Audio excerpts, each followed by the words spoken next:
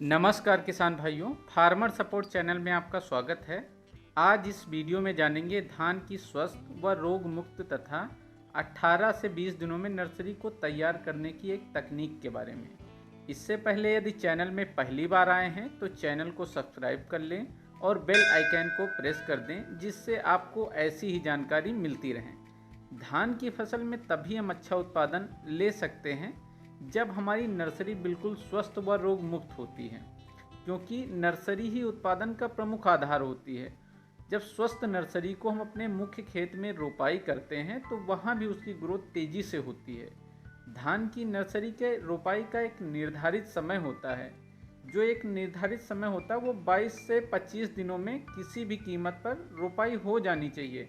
इससे जितने भी हम एक एक दिन समय को लेट करते हैं उतने प्रतिशत हमारा उत्पादन कम होता चला जाता है, क्योंकि फसल की सभी अवस्थाओं का एक निर्धारित समय होता है। तो जब हम उसका आधा से ज़्यादा समय नर्सरी में ही बिता देंगे तो उसकी अन्य अवस्थाएं अपने समय पे पूरी नहीं हो पाती हैं, जिससे उत्पादन कम हो जाता है। धान की नर्सरी तैयार करने से पहले यदि आप इन 4 प्रमुख बातों का ध्यान रखते हैं तो आप भी बिल्कुल स्वस्थ नर्सरी तैयार कर सकते हैं 18 से 20 दिनों में, और ज़्यादा से ज़्यादा उससे उत्पादन आप प्राप्त कर सकते हैं। सबसे पहला है नर्सरी का क्षेत्र। एक स्वस्थ नर्सरी तैयार करने के लिए सबसे ज़रूरी होता है उसका क्षेत्र।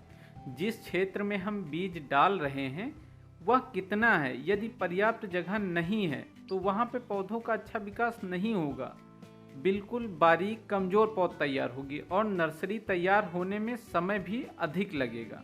और जब इस कमज़ोर पौध को रोपाई करते हैं तो वहाँ भी इसका ग्रोथ बहुत धीरे धीरे होता है और इसका प्रभाव उत्पादन पर पड़ता है।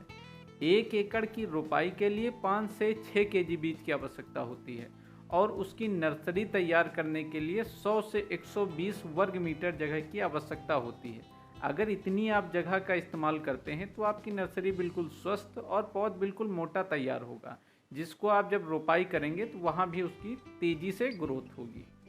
जो दूसरी प्रमुख बात है, इसमें खाद एवं उर्वरकों का प्रबंध। नर्सरी किसी भी फसल की सबसे नाजुक अवस्था होती है। इसमें एक छोटे बच्चे की तरह देख रेख करने की आवश्यकता पड़ती है। इस अवस्था में किसी भी बीमारी या कीट या पोषक तत्वों की कमी होने से पहले ही प्रबंधन किया जाता है, जिससे ऐसी कोई समस्या होने ही न पाए। पोषक तत्वों के लिए 100 से 120 वर्ग मीटर के अनुसार बताया जा रहा है। इसमें गोबर की सड़ी हुई खाद 5 से 10 क्विंटल, जिसको हमें नर्सरी डालने से 20 से 25 दिन पहले ही खेत में प्रयोग करना है। इसके अलावा DAP 2 से 2.5 केजी, जिंक सल्फेट 500 ग्राम, माइक्रोन्यूट्रिएंट 500 ग्राम, रीजेंट कीटनाशक 500 ग्राम। इन 4 चीज़ों को खेत की तैयारी के समय ही हमें मिट्टी में मिलाना है और नर्सरी डालना है। इसके अलावा यूरिया 2 से 2.5 केजी, जिसको नर्सरी जब 12 से 14 दिन की अवस्था की हो जाती है उस समय पे हमें प्रयोग करना है। तीसरा है बीज उपचार। बीज उपचार नर्सरी का सबसे प्रमुख कार्य होता है। बीज के उपचारित होने से नर्सरी में शुरुआती अवस्था में आने वाली प्रमुख बीमारियों से बचा जा सकता है और इसके उपचारित होने से बीजों का अंकुरण भी बहुत अच्छा होता है। बीज उपचार के लिए हमें कार्बेंडाजिम 12%, माइकोजेब 63% की 15 ग्राम मात्रा और स्टेप्टोमाइसिन की 1 ग्राम मात्रा को 5 से 6 केजी बीज को उपचारित किया जाता है, जिससे फफूंद जनित तथा जीवाणु जनित बीमारियों से सुरक्षा प्रदान होती है। चौथा है महत्वपूर्ण स्प्रे। पहला स्प्रे हमें देना है नर्सरी की 6 से 7 दिन की अवस्था पर।